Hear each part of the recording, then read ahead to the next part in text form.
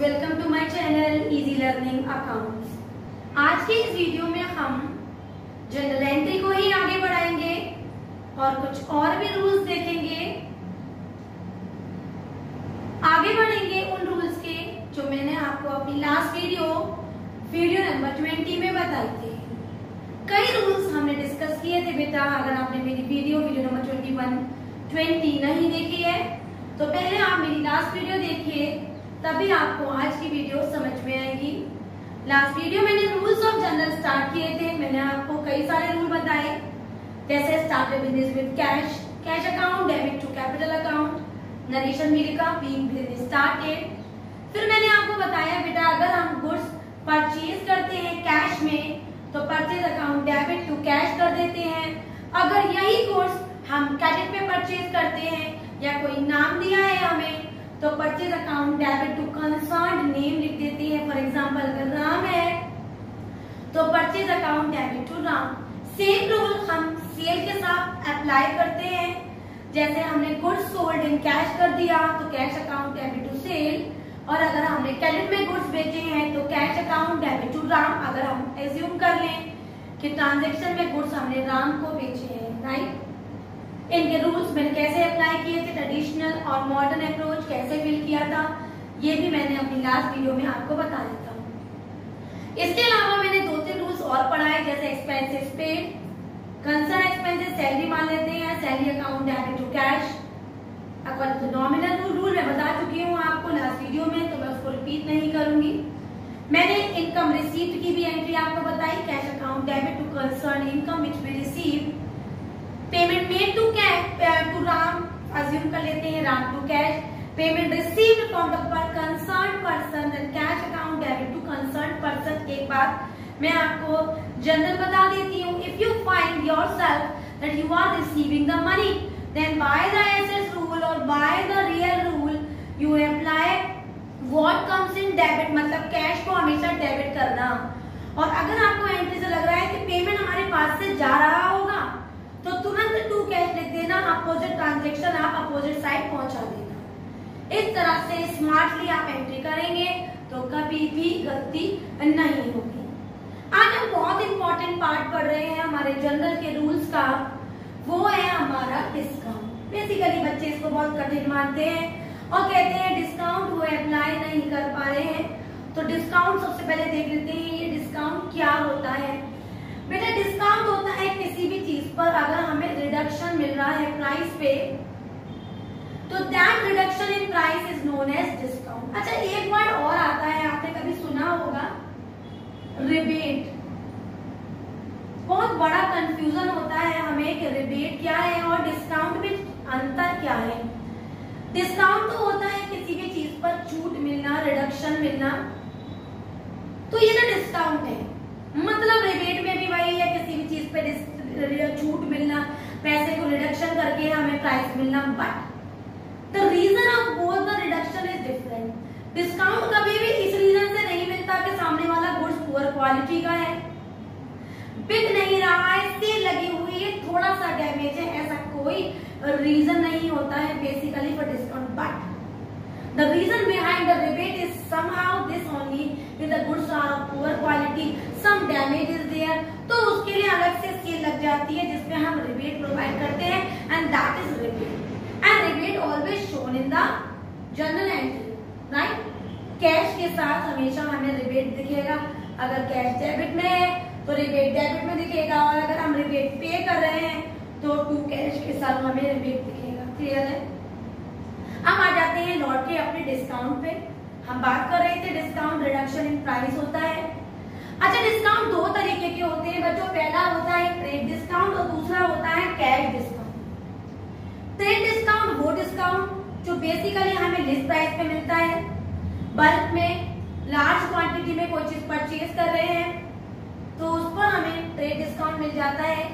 हमेशा याद रखना ये हमेशा एमआरपी पे मिलता है, प्राइस ऑफ द प्रोडक्ट पे मिलता है, एंड लिस्ट प्राइस पे ही हमेशा होता है। और दूसरी बात बेटा ये कभी भी जनरल में हमें दिखाया नहीं जाता। फॉर एग्जांपल अगर मैं कहूं कि goods purchase ₹10,000 trade discount in from Ram.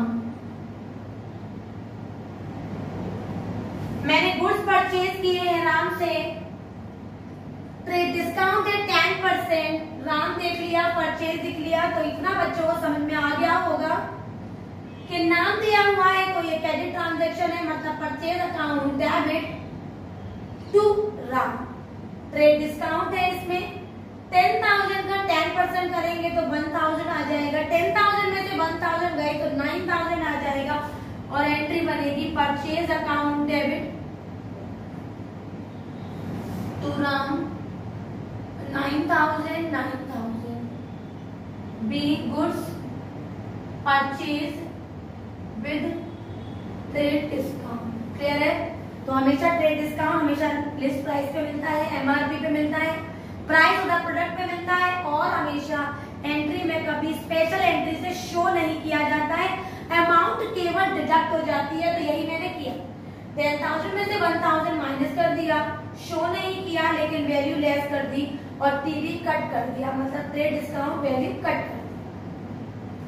दूसरा है हमारा कैश डिस्काउंट, हमेशा शो होता है और हमेशा तभी मिलता है जब सामने वाला सेलर ये चाहता है कि भैया परचेजर जल्दी की जल्दी सामान का पेमेंट कर दे, या फिर बहुत जल्दी, अगर क्रेडिट पे लिया है तो जल्दी कर दे और अगर पेमेंट कर रहा है तो प्रॉम्प्ट पेमेंट कर दे।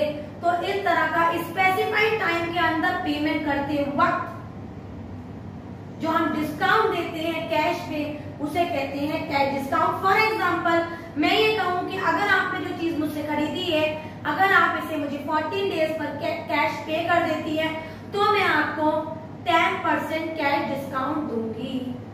तो मैंने एक स्पेसिफाइड लिमिट बना दी कि अगर आप इतने टाइम के अंदर अंदर पेमेंट कर रहे हैं then I will provide you the cash discount and this is known as the cash discount. It is a discount received or allowed by the seller when the purchase or sale is made of goods or any assets for earlier and prompt payment. हमेशा show करते हैं general में इसको बेटा, और ये दो तरीके के होते हैं, ये हम सब जानते हैं कि अगर हम कोई चीज परचेज कर रहे हैं तो सामने वाला हमें डिस्काउंट देगा, रिसीव करेगा। अगर हम किसी को पेमेंट सेल कर रहे हैं, गुड्स सेल कर रहे हैं तो हम उसको डिस्काउंट अलाउ कराएंगे। तो याद रखेंगे कि परचेज के टाइम पर हमेशा डिस्काउंट रिसीव होगा और सेल के टाइम पर हमेशा डिस्काउंट अलाउ करेंगे। इसके ट्रीटमेंट को देखते हैं विद एन एग्जाम्पल। एक एग्जाम्पल देख लेंगे तो हमें अच्छी तरह से समझ में आ जाएगा कि हमें किस तरह से डिस्काउंट अलाउड और किस तरह से डिस्काउंट रिसीव दिखाना है। एक एग्जांपल ले लेती हूं। फॉर एग्जांपल अगर मैं ये बोलूं goods purchased from Ram ₹10,000 with trade discount 10% and cash discount 2% if the amount is paid within 10 days of purchase. Ram has paid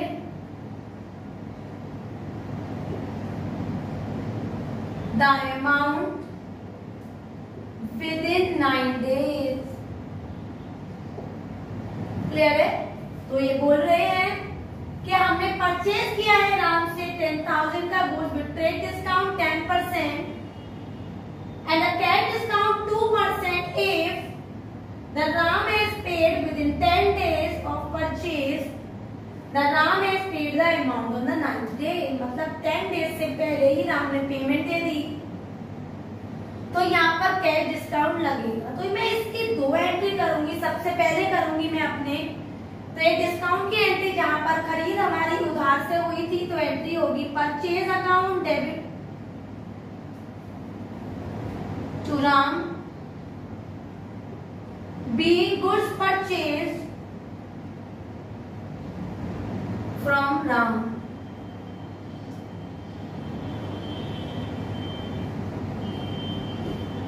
$10,000 इन पे 10% रेट डिस्काउंट बेटा 9000 वैल्यू आ जाएगी। एज्यूम कर लो यहाँ पर 1 अप्रैल की बात हो रही है, तो 9th डे उसने पेमेंट कर दी, तो 9 अप्रैल को पेमेंट आ रहा है। पेमेंट आएगा क्योंकि परचेज किया है राम से, तो हम पेमेंट देंगे। पेमेंट देंगे बच्चे तो 2 कैश आ जाएगा, राम को डेबिट कर देंगे, और 2 discount received being amount paid with cash discount. Payment पूरा कितना था बेटा 9000। डिस्काउंट कितना प्रोवाइड किया इन्होंने हमें 2%, हमने 9000 का 2% निकाल लिया और 180 दिखा दिया मैंने डिस्काउंट रिसीव्ड में, और 9000 में से 180 माइनस किया तो मेरी वैल्यू आ गई 8820। क्लियर है? तो इस तरह से बच्चे हमेशा याद रखना। मैं एक छोटी सी हिंट और बता देती हूँ। जिस तरह से हम याद रखते हैं कि कुछ एक्सेप्शन एंट्रीज के अलावा परचेज ज्यादातर हमें डेबिट में ही दिखता है, लेकिन उसके साथ ही जो है ना डिस्काउंट रिसीव वो हमेशा हमें क्रेडिट साइड दिखेगा according to the nominal rule, और डिस्काउंट अलाउड हमेशा हमें डेबिट साइड दिखेगा according to the nominal rule. तो याद रखिएगा बच्चे कि एक्सपेंसेस का रूल यहाँ पर नॉमिनल रूल चलेगा। तो डिस्काउंट अलाउड हुआ या डिस्काउंट रिसीव्ड हुआ, परचेज में हमेशा डिस्काउंट रिसीव दिखाना, और सेल में हमेशा डिस्काउंट अलाउड। डिस्काउंट रिसीव्ड हमेशा क्रेडिट में दिखेगा, जिस तरह से मैंने ये एंट्री की है Ram debit to cash to discount received. अगर मैं इसी एंट्री को चेंज कर दूं, और बच्चों अगर मैं इसी बात से अगर आपको एक एग्जांपल अलाउड का बताऊं, तो क्वेश्चन चेंज कर देते हैं। Good sold to Ram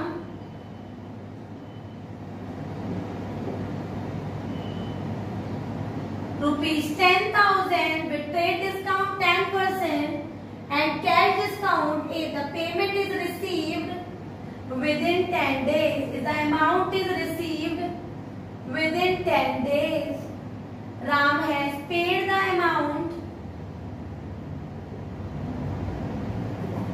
within 9 days. मैंने राम को सामान बेच दिया है, तो एंट्री बनेगी Ram debit to sales account, क्योंकि क्रेडिट ट्रांजैक्शन है। 9000 TD काट के दिखा दिया, बीइंग गुड्स सोल्ड। 9 डेज के अंदर उसने पेमेंट दे दी है, कंडीशन स्पेसिफिक टाइम के अंदर अप्लाई हुई है और उसने फुलफिल की है, तो इस पर कैश डिस्काउंट मिलेगा। पेमेंट हमें मिल रहा है क्योंकि हमने राम को सामान बेचा है, तो एंट्री बनेगी cash account debit discount allowed account debit to Ram being goods amount received with cash discount. Ram में दिखाएंगे 9000, डिस्काउंट 2% लगाएंगे 180 आ जाएगा और 8820 आ जाएगा हमारी बैलेंसिंग फिगर इन कैश। तो मुझे लगता है आपको दोनों ही एग्जांपल से ये ट्रेड डिस्काउंट और कैश डिस्काउंट अच्छे से क्लियर हो गए होंगे। अभी इस टॉपिक को हम दोबारा और भी लेंगे, जहां मैं आपको एक 3 एंट्री का कंप्लीट क्वेश्चन कराऊंगी, जब मैं आपको सिखा दूंगी कुछ और भी रूल्स जैसे सेल्स रिटर्न, परचेज रिटर्न और भी कई सारे रूल्स। तो आगे बढ़ते हैं इसके आगे और देखते हैं हमारे next rules of bat. Next है बेटा हमारा परचेज रिटर्न और सेल्स रिटर्न। परचेज रिटर्न का मतलब आपको समझ में आ गया होगा, वो चीज जो हमने परचेज की है, अब परचेज करके आए और हमें समझ में नहीं आई तो उसको शॉप पे जाके दोबारा से रिटर्न कर दिया। तो उस परचेज की हुई चीज को अगर हम रिटर्न करते हैं तो एंट्री क्या होती है। और अगर हमने कोई चीज बेच दी है और जिसको बेची है वो हमारी चीज को हमें रिटर्न कर गया है, तो दैट इज सेल्स रिटर्न। अब ध्यान से देखिएगा मैं क्या बताना चाहती हूँ। Purchase return that means if अगर आपने कोई सिमिलरली है ऊपर, जिसे मैं कह रही हूँ कि purchase goods from Ram in cash. मैंने राम से गुड्स परचेज कर लिया है कैश में, और मैंने एंट्री ऑलरेडी दिखा रखी है purchase account debit to cash, जो मैंने आपको रूल नंबर 2 में बताया था। तो इसका मतलब आपने जो चीज खरीदी है उसका पेमेंट आप ऑलरेडी कैश दे के आ गए हो। अब जब उसी दुकानदार को आप वो चीज रिटर्न करके आओगे तो वो आपको क्या देगा, आपको कैश वापस करेगा। तो एंट्री बनेगी cash account debit to purchase return being goods purchased now return. केवल रिटर्न भी लिख सकते हैं, नाउ की कोई खास जरूरत नहीं थी। लेकिन अगर मैं कहूं कि गुड्स परचेज्ड फ्रॉम राम, मतलब मैंने सामान राम से परचेज किए हैं लेकिन मैंने उसको भी पेमेंट नहीं दिया है, क्योंकि नेम अगर दिया होता है तो हम समझ जाते हैं कि ये हमारा क्रेडिट ट्रांजैक्शन है। अब क्रेडिट ट्रांजैक्शन है, इसका मतलब उसे पेमेंट देके नहीं आई है, तो आपने एंट्री लिखी होगी purchase account debit to Ram. अब क्रेडिट ट्रांजैक्शन जिसका आपने पेमेंट नहीं दिया बेटा, और आप उसको रिटर्न करने जाएंगे तो वो आपको पेमेंट क्यों देगा, वो तो आपके ही इनवॉइस से पैसे कम कर देगा। तो this is known as credit transaction. तो नाउ द एंट्री बिकम, अगर मैं एज्यूम कर लूं कि ये राम की एंट्री नाम मान रही हूं मैं, तो Ram debit to purchase return. तो ये बात हमेशा याद रखना, रिटर्न अगर पहले से कैश, परचेजिंग अगर कैश में है तो एंट्री बनेगी कैश टू परचेज रिटर्न, और क्रेडिट में है तो नेम लिखा जाएगा debit to purchase return being goods purchase, common आके लिखेंगे रिटर्न। यही चीज हमारे सेल रिटर्न के साथ होगी। अगर हमने वो चीज कैश में सेल कर दी है तो एंट्री बनी होगी cash account debit to sale, और कोई चीज बंदा हमें थोड़ी सी रिटर्न करके गया है तो हमें क्या करना पड़ेगा, उसका कैश उसको देना पड़ेगा। तो एंट्री बनेगी हमारी sales return account debit to cash. Assets decrease हो रही है तो अकॉर्डिंग टू एसेट रूल मैंने क्रेडिट साइड दिखा दिया, और कैश जा रहा है तो according to real rule what goes out को डेबिट कर देते हैं, तो मैंने टू कैश दिखा दिया being goods sold return. Similarly अगर आपने कोई चीज बेच दी है और जिसने खरीदी है ना वो आपको पेमेंट नहीं देके गया है, तो इसका मतलब सेल ट्रांजैक्शन क्रेडिट है। तो एज्यूम कर लेते हैं राम नाम का ही बंदा है, क्योंकि शुरू से हम उसी को ही एज्यूम कर रहे हैं। तो आपने एंट्री बनाई होगी राम डेबिट टू सेल्स। अब अगर वो आपको सामान वापस कर गया तो आप उसे कैश तो देंगे, उनके इनवॉइस से पैसा कम कर देंगे, तो एंट्री बनेगी sales return account debit to,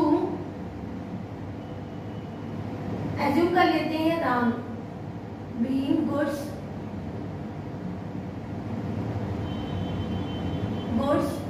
sold return. तो बेटा सेल्स रिटर्न और परचेज रिटर्न में हमेशा याद रखना, अगर पहले से वो परचेजिंग कैश में है तो रिटर्न की एंट्री ये होगी, और पहले से एंट्री अगर वो क्रेडिट की है तो रिटर्न की एंट्री नेम आ जाएगा उधर जो कंसर्न दे रखा होगा, और परचेज रिटर्न हमेशा क्रेडिट में आएगी। सिमिलरली अगर सेल पहले से वो कैश की है तो सेल्स रिटर्न टू कैश आएगा, और क्रेडिट सेल थी तो यहाँ एंट्री होगी सेल्स रिटर्न टू नेम, जो भी क्वेश्चन में दिया होगा वो। तो आज हमने डिस्काउंट के रूल्स पढ़े, ट्रेड डिस्काउंट, कैश डिस्काउंट, और 2 रूल्स हमने परचेज रिटर्न और सेल्स रिटर्न के पढ़े। नेक्स्ट वीडियो में मैं आपको और भी रूल्स बताऊंगी और एक क्वेश्चन हम और करेंगे, जिसमें हमने आज की वीडियो, कल की और नेक्स्ट में उन सबको मिला के एक क्वेश्चन कैसे सॉल्व होगा वो भी मैं आपको फॉर्मेट में दिखाऊंगी। आज की वीडियो आपको समझ में आई हो, सारे पॉइंट्स आपको क्लियर हो गए हो, तो मेरी वीडियो को लाइक करें, शेयर करें और मेरे चैनल को सब्सक्राइब जरूर करें।